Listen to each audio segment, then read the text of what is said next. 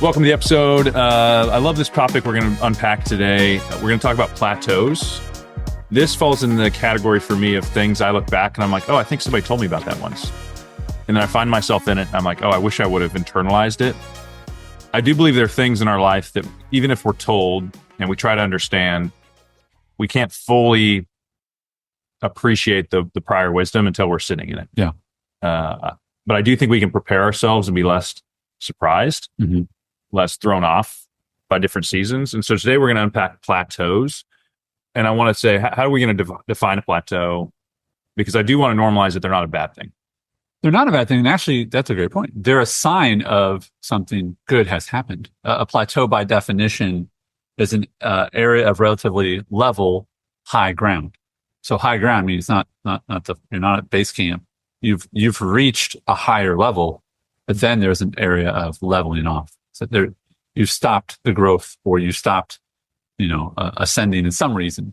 But the issue being that, as you pointed out, either people try to talk to you about plateaus.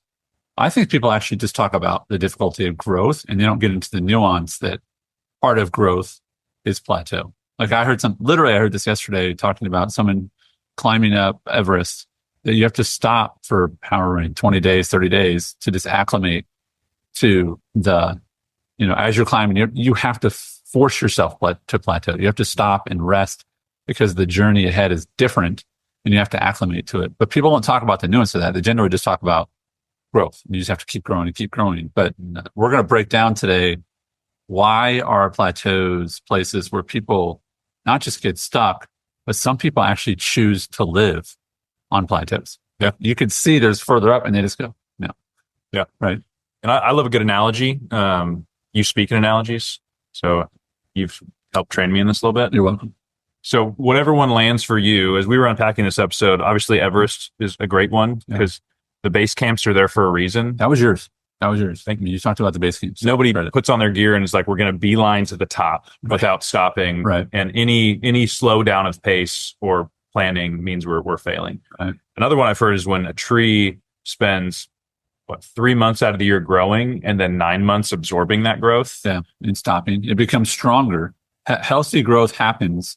And we've all seen the tree rings, right? Mm-hmm. If you ever ask yourself, like, why is a ring happening? That is solidifying. It grows and then it stops. And then it grows and it stops. And that creates strength. Yeah. Right? If you just grow, that's why, you can't see this, you can see these, like bamboo and things like that. They can grow really tall, but they can't grow 200 feet because they don't stop growing. They just grow. They don't stop to get stronger. Well, trees can be hundreds and hundreds of feet. And obviously they're a lot thicker because they stop and they grow and they stop and they build on that growth. I think that's a form of sort of nature's plateau, or Sabbath, whatever your religion is for Sabbath. Different faiths have different thoughts about Sabbath, but they are undoubtedly the same thing in that they say, stop, rest, because you've got more growth ahead of you. And I think the difference is some people stop and use a plateau in a healthy way, like, okay, I'm going to stop and recalibrate, like a base camp, like you said. And other people get frustrated by them. Or other people think we've reached the peak. Yeah. And you're like, no, we just reached a plateau. Yeah. Right?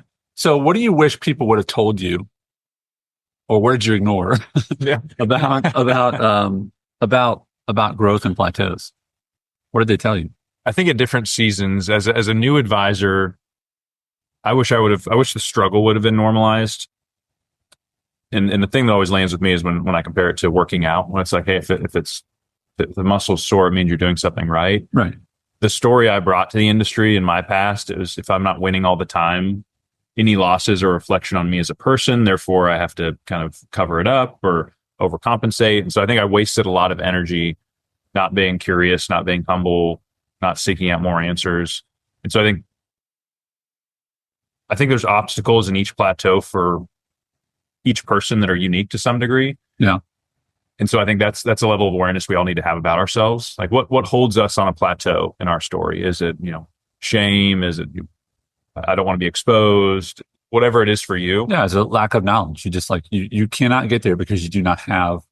Or is it, lack of access to help potentially. Yeah. You go find it. I love that one. You don't have the right team. There's something like I could probably go to the base of Everest and start walking and make it 100 feet. But the last 100 feet, like no one does that alone. You always have a team around you. So that's one of the things you teach is that you've taught hundreds of advisors this, which is you cannot get to where you want to go and where you're capable of going alone, right? Which basically you're saying you will plateau and you will stay on that plateau if you try to do it alone. You've actually gone and kind of broken down some different plateaus. Do you want to talk about kind of where they are in the career? Yeah, I think it's helpful to, there's awareness, and then there's, I think, being able to anticipate and plan better. Mm-hmm. One thing as a leader, I'll say before we jump into these typical plateaus or the ones I've in hindsight look at, and maybe some ones I'm expecting just because we coach a lot of advisors, is I look back and as a leader, I wish I would have encouraged my team through plateaus better versus like being frustrated with myself. And I think that energy overflowed. Good self-awareness, man. Yeah, it's a little late, but those times have passed. Damage is done. No, but well, let me pause real quick because I just want to say, for the leaders who are listening, I talked to a leader last night. They lead 20 people in California. Faithful listener, you know who you are. Thank you. And they were talking about how they struggle in helping people grow. And I really appreciate what you said. If you're in a leadership position and you're frustrated with people's growth, understand that, they're probably trying, right? They probably want to grow, but there's these plateaus and you can either be frustrated or go, yeah, that's just part of the journey. How do I treat it like a plateau? Not like they don't care. Yeah. They don't care. Then let them go. But yeah, I think there's a way of positioning plateaus to a team is like, hey, look what we did. Good job. Hey, now let's solve a new challenge together. That's good. And so that's the posture I'm trying to take now is I'm not naturally like the cheerleader. I'm like, hey, I'm going to get stuff done. The team needs me to get stuff done. Right. But there is a way to wrap those conversations as what I'm about to say doesn't mean what we did in the past was wrong. It just means we've accomplished something and we have a new set of challenges. And so in business, there's always new challenges, whether you're growing a team, whether you're saying, hey, I need to remove myself as the bottleneck. And so as we walk through some of these plateaus, other ones may come to your mind. The whole goal of this episode is to bring some awareness to how could I have handled plateaus in the past better? Am I potentially in one right now and don't know it? Mm-hmm. Or which one is coming next?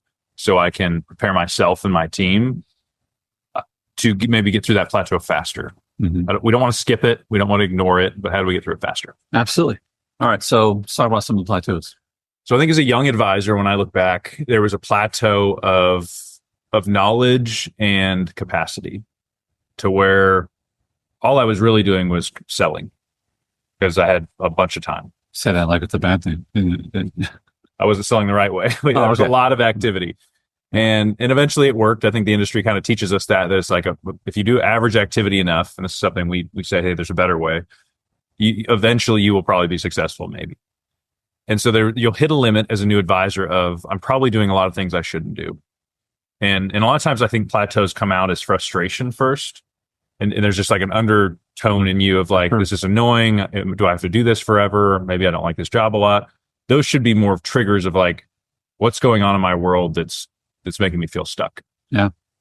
I think after that, you'll realize, okay, I need somebody else. Yeah. I need a, whether I'm part of a bigger firm and they have these resources internally to where I can start offloading work that I don't have to do. Processing applications, maybe scheduling appointments. Maybe you have a junior advisor and they do meeting notes for you. You'll go through this season of hopefully who, not how. I'm going to try to delegate everything I don't have to do. Mm-hmm. Then you will hit a plateau of how do I lead people? Maybe I'm not hiring the right people. Maybe I have high turnover. And this was a few-year plateau for me in a way of, hey, everybody get on my back and let's just make this thing happen, which attracted the wrong kind of people. Yeah. The people that were like, sure, yeah, I'll ride your back. And the problem with that is every time you add a person, it gets heavier for you.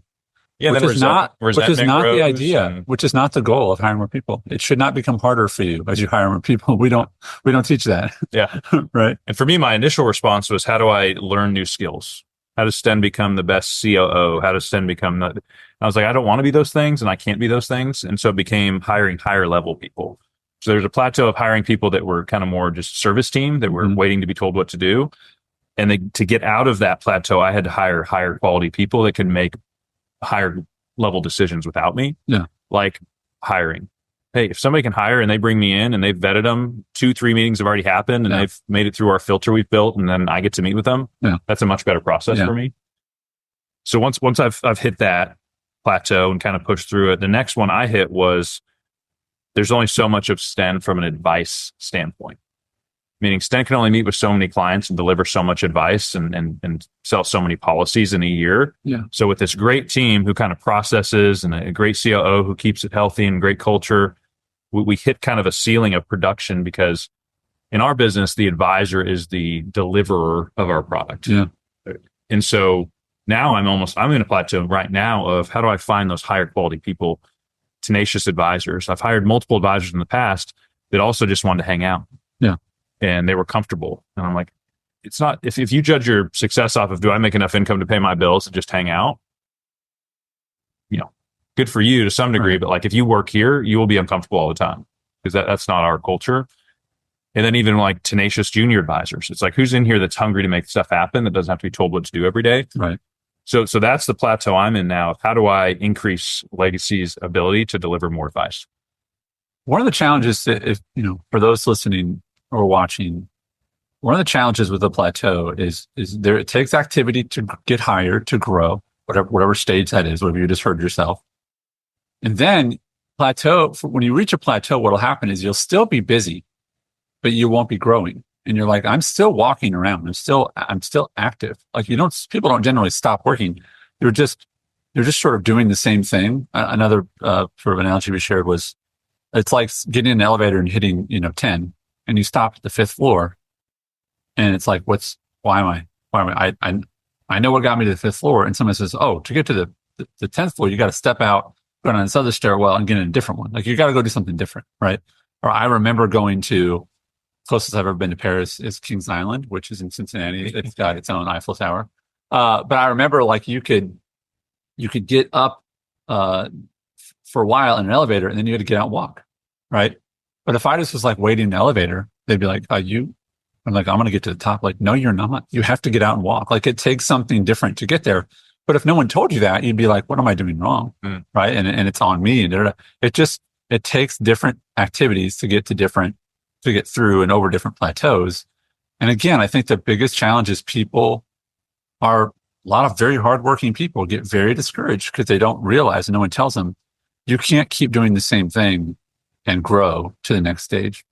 I think there's, as you were explaining that, it brought to my mind that there were times in my career where I was hanging out with a bunch of people that were like, cool hanging out on the plateau. Yeah.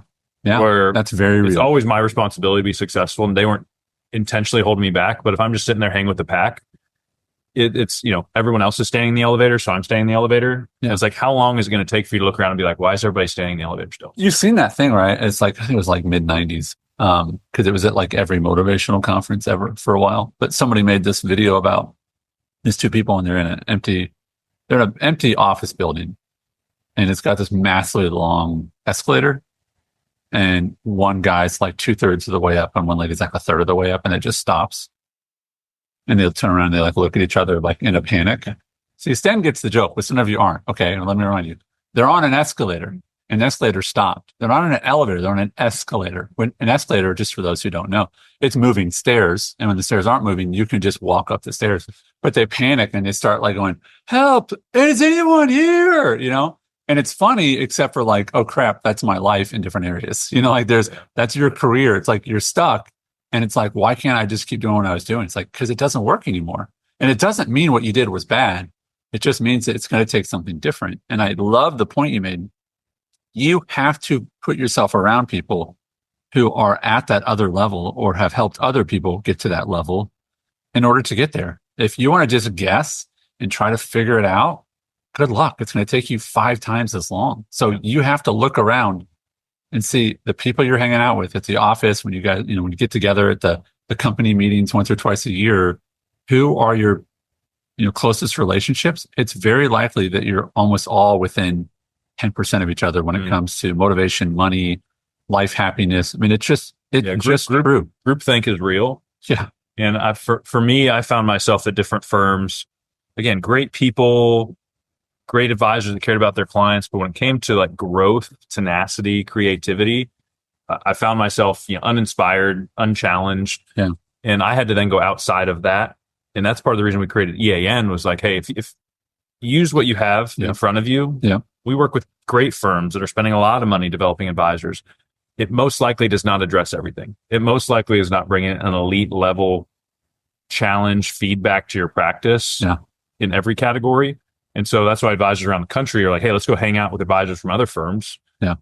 Abundance mentality of like, what are you doing? How much fees are you charging? Like that, the accountability piece is how you get through a plateau faster. Mm-hmm. You have to be aware first that you're on one and then say, okay, I'm going to be tenacious about getting off this as quickly as possible, not jeopardizing quality of your next decision. Like for me right now, I could just hire a bunch of people, advisors, and say, oh, problem solved. If I don't do it well, I'm creating another problem in 6 to 8 months that I'm going to regret. And I've done that before just because I got bodies in the office and I'm like, they're not a good fit. Yeah. Another plateau I want to talk about is the comfort plateau that we see with a lot of advisors. This one is tempting. Is confusing this to me. Is tempting, though. All right, you may be confused by it. I'll help you with it. I'm confused with the way my mind works is that if you're driven by like purpose, impact, there's part of you that just wants to continue to learn and grow. You'll never just hang out because your personal income is enough. And I meet a lot of advisors that they start making enough income, probably more than they ever thought. Yeah. And it becomes less about impacting people and producing and more about maintaining and living life. And so I'm all for fine balance. But if I want to have more balance in my life, I have 3 kids. I want to hang out with them all the time. I'd rather solve a different challenge, meaning how do I empower other people, lift other people up to produce more based on the machine I've already built that gives me that flexibility and I can do both. I think the temptation, though, as you said, did you call this one comfort? Is that what this one called? Yeah. And there's a lot of advisors just hanging out, coming into the office. The problem with the reason comfort is such a, such a temptress, she's tricky. Comfort is that you're so used to not being comfortable when you get to comfort, like you don't even know what to do with it. So you just you sort of just stop. You're just like, wow, I guess it's always, for so many people, it's like, gosh, when I get there, but I think it's been the goal for so long. Yes. And then when you reach it, you're like, oh gosh, I guess I'm done. Not realizing that, yes, providing for your family, being able to take a vacation, paying things off. I mean, those are all good things, right? But we talk about potential more than we do anything at EAM. It's built into who we are. We help advisors recognize and reach their potential faster. It's not we help them take as much time off of work as possible. Like that's not your potential. Take more time off work. That's fine if you want to, but your income is not your potential. Your potential is your potential. And the reason that Sten is so big on having the right people around you, the likelihood, and ask yourself this is something you talked about years ago, and we continue to teach our advisors. Ask yourself, what is the likelihood that the people you happen to be in your office with or in your region with are the best people for you to grow? Like, it's just not very likely. Those are fine people, talk to them at the, water cooler or whatever. But if you really want to reach your potential, you have to go seek out who is going to get me to where I need to go. And that's a very intentional thing that most people they don't do. So what we find is when people join EAN, when they come to our Whiteboard University or How to Charge Live, they're like, the value is something we can't even quantify, which is just, I just like being around other people who are thinking differently. The value of that is literally invaluable. Yeah. What comes to my mind, and I think there were times in my career, whether it was like culture or training, and one of my favorite poems is The Man in the Arena. Yeah. And what's challenging there is like, you're one of 2 people. You're the person in the stands casting judgment, or you're in the arena getting stuff done. And there were times where I was like, hey, why isn't somebody, creating a better culture in this firm? Why aren't people being more creative? And it's like at any point I could have been that. And so if you're in a firm or in a team right now and you don't think it's creative, you don't think they're challenging you to grow, there's a chance you can be that person for everybody. Yeah. Like imagine you are the one that raises all ships because you start setting a new pace. Yeah. What's challenging about that is that some people won't like it. Well, I was going to say, have an expectation of 2 things. One, some people will just go, dude, shut up. Who cares? Well, they either cast a stone or they'll just ignore you. Or you're exposing them. Yeah. And whatever the reasons are, fine. Just expect that. Right? It's like running for political office. Like, some people don't like me. Oh, shocker. You're running for political. I mean, it's like you're putting yourself out there. But I guarantee that will happen. Some people will dismiss you. I talked to an advisor yesterday, very, very, very new, like his first year. And he's like, I had someone in leadership, like secondary leadership, like above their boss's boss or something like that, say, you don't think you're going to charge for your advice, do you? This company literally has places, like they have systems in place for them to charge for their advice. This guy was saying, you're too young to do it. And I was like, man, I go, how'd that make you feel? He goes, dude, it was demoralizing. No doubt. I go, okay, well, is he right? He's like, I mean, so far. I go, okay, well, could he be wrong tomorrow if you charge for a plane? He goes, I guess I could. My point is, someone was throwing stones at that kid. Yeah. That reminds me of the time that GM told me. This is a great, take your time with this story, because this is a great story. I look back and I was like, there's definitely a little like, there's some good confidence in there. And then there's also like a lack of humility. And from you? Oh, yeah. Because this guy who's 20 years older than me, you know, been in the industry longer than me. Okay. I'm starting to charge for planning, and I'm charging higher fees than most of their firm has been. And so there's this sense of, what's this person doing? It's exposing some other people. You know, maybe he's intimidated by it. Let me say this. Who does he think he is? Did you get that vibe at all? I mean, there's probably some of that. All right. But I think the idea when he mentioned you can't charge that fee, I would never pay you that. Ooh. Essentially, he's a business owner, and he's like, there's no way you're worth that fee. And I'm thankful in hindsight that I said, well, good, I'd never have you as a client. That is just brutal. Oh, it was on so many levels. By the way, that was really good. But I'm thankful that I had enough experience and enough people paying me that to say, well, that means you just don't get it. Yeah. Like, that's fine. And There's people way more successful than you. They're happily paying the fee and the value there. A great story. So as you go through these plateaus, and again, I'm glad I can laugh at that story now. At the time, that was a heavy moment. That's a pretty baller story, though, tension. man. That's a pretty baller story. But for you, as you recognize, like, am I in a plateau? Which one is coming up? As you go into next year, we want to encourage you, like, plateaus are good.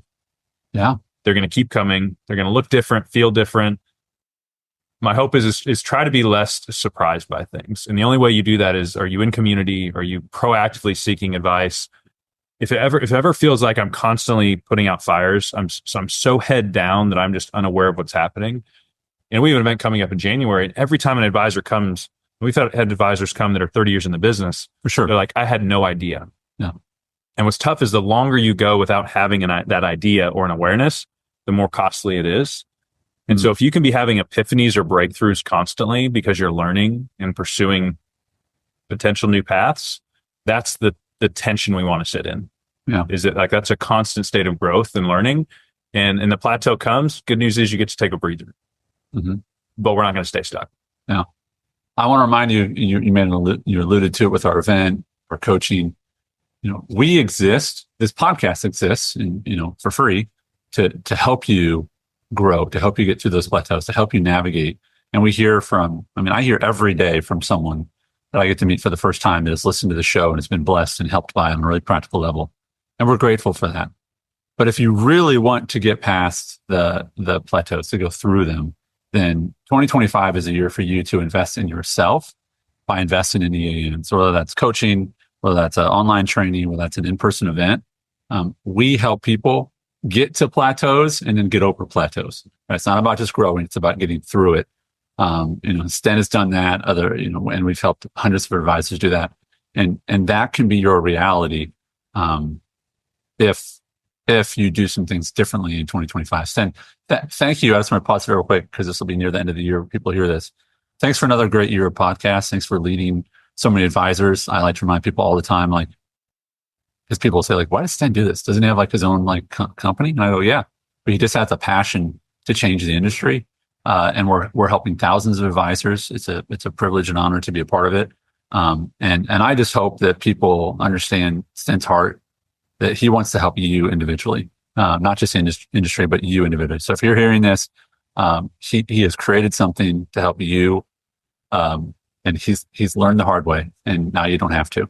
So Sten, thanks for pouring into so many advisors. I get to talk to them every day. And I know they're grateful for you. Thanks, brother. It's fun to do it with you. Thanks. See you guys.